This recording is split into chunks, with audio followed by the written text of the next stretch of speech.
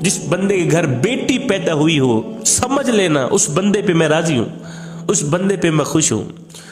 और वो बंदा मेरे दीन इस्लाम की शरीयत के मुताबिक बेटी को जवान करे, बेटी को मेरे दीन का इल्म सिखाए, बेटी को मेरी फर्मा बरदारी सिखाए। बेटी जब जवान हो जाए तो बेटी का निकाह करके बेटी को रुखसत कर दे। फरमाया मैं उस बंदे पे इतना राजी होता हूं, इतना खुश होता हूं कि उस बंदे को कयामत के दिन बगैर हिसाब व किताब में जन्नत में दाखिल कर दो। मेरे करीम नबी ने इरशाद फरमाया, सहाबा जी या रसूलुल्लाह सल्लल्लाहु अलैहि वसल्लम, मेरे करीम नबी ने फरमाया सहाबा जिस बंदे की 3 बेटियां हों, कितनी मियां 3 बेटियां, फरमाया तीनों बेटियों की अच्छी परवरिश करे, मेरे दीन की तालीम दे, तीनों बेटियों को कुरान सिखाए, हलाल का लुकमा मुंह में डालकर तीनों बेटियों को जवान करे। जवान करने के बाद शरीयत मोहम्मदी के मुताबिक, मेरी शरीयत के मुताबिक बेटियों का निकाह करके बेटियों को रुखसत कर दे। फरमाया कसम है रब्बे जुल जलाल की, फरमाया वो बंदा मुझे इतना पसंद है, इतना पसंद है कि कयामत का दिन होगा, नफ्सा नफ्सी का आलम होगा। वो 3 बेटियों का बाप और मैं जन्नत में इस तरह दाखिल होंगे जिस तरह ये दोनों उंगलियां एक दूसरे के साथ मिली हुई हैं, जिस तरह ये दोनों उंगलियां एक दूसरे के साथ जुड़ी हुई है ना। 3 बेटियों का बाप और मैं जन्नत में इस तरह इकट्ठे होकर दाखिल होंगे।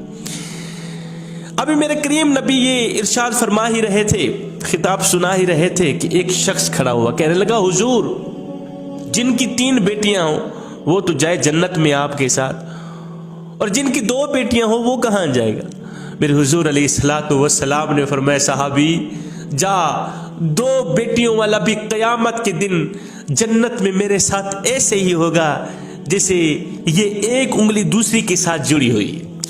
तीसरा शख्स खड़ा हुआ, कहने लगा हुजूर 3 बेटियों वाला भी जन्नत में आपके साथ, 2 बेटियों वाला भी जन्नत में आपके साथ, मेरी 1 बेटी है, मैं तो फिर आपके साथ ना जा सका ना, इस नेमत से मैं तो महरूम रह गया।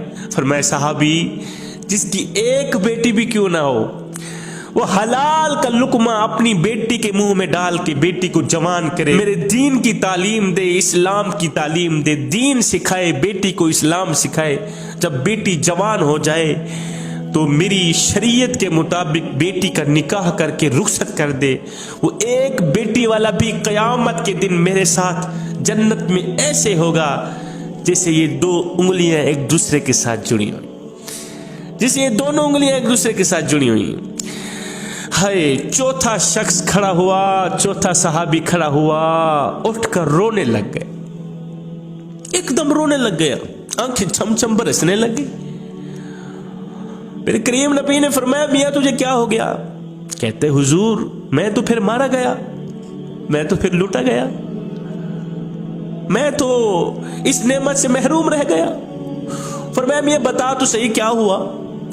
कहने लगा हुजूर 3 बेटियों वाला भी जन्नत में आपके साथ, 2 बेटियों वाला भी जन्नत में आपके साथ, 1 बेटी वाला भी जन्नत में होगा वो भी आपके साथ, ऐसे जैसे ये दोनों उंगलियां एक दूसरे के साथ जुड़ी हुई। हुजूर फिर मैं कम बख्त, मेरी तो 1 बेटी भी नहीं, मैं कहां जाऊंगा, फिर मैं तो आपके साथ जन्नत में ना जा सका ना। मेरे करीम नबी ने फरमाया मियां तेरी बहन है। कहा जी या रसूलल्लाह मेरी बहन है। फरमाया जा अपनी बहन के मुंह में हलाल का लुकमा डाल, बहन की परवरिश कर, दीन की तालीम दे, कुरान की तालीम दे, अपनी बहन को शरीयत मोहम्मदी के मुताबिक उसका निकाह करके रुखसत कर दे। फरमाया कसम है रब्बे सुल जलाल की कयामत का दिन होगा, नफ्सा नफ्सी का आलम होगा, तू और मैं जन्नत में ऐसे होंगे जैसे ये दोनों उंगलियां एक दूसरे के साथ जुड़ी हुई। अल्लाह, यह है बेटी की शान, यह है बेटी का मकाम। अल्लाह रब्बुल आलमीन ने फरमाया मूसा मेरे खुश होने की पहली अलामत, मैं जिस बंदे पे खुश होता हूं, जिस बंदे पे राजी होता हूं ना, उसके घर में बेटी जैसी रहमत भेज देता हूं। اور میرے خوش ہونے کی دوسری علامت، میرے خوش ہونے کی دوسری نشانی، فرمایا موسیٰ میں جس بندے پہ خوش ہوتا ہوں، میں جس قوم پہ خوش ہوتا ہوں، جس قوم پہ راضی ہوتا ہوں، تو پھر میں پتہ کیا کرتا ہوں، میں پیسہ بخیلوں کے ہاتھوں سے نکال کر سخیوں کے ہاتھوں میں دے دیتا ہوں۔ بخیلوں کے ہاتھوں سے پیسہ نکال کے نا سخیوں کے ہاتھ میں دے دیتا ہوں، اور جب سخیوں کے ہاتھوں پیسہ آ جاتا ہے نا، پھر ملک میں خوشحالی آ جاتی ہے، پھر ملک میں امن آ جاتا ہے، ملک میں چین آ جاتا ہے، ہر بندہ خوش دکھتا ہے۔ جس ملک میں ہر بندہ خوش دکھائی دے، حکمران اچھا ہو، ایمان والا ہو، سخی ہو، سمجھ لینا میں اس قوم پہ راضی ہوں۔ اور موسیٰ سنو میرے خوش ہونے کی تیسری علامت، اپنے محلے میں غور سے دیکھ لینا، جس شخص کے اوپر اس کے والدین راضی ہیں، سمجھ لینا اس کے اوپر میں بھی راضی ہوں۔ اور دیکھ لینا جس شخص کے اوپر اس کے والدین ناراض ہیں، تو پکا یقین کر لینا اس بندے کے اوپر میں ناراض ہوں، میں ہرگز خوش نہیں ہوں۔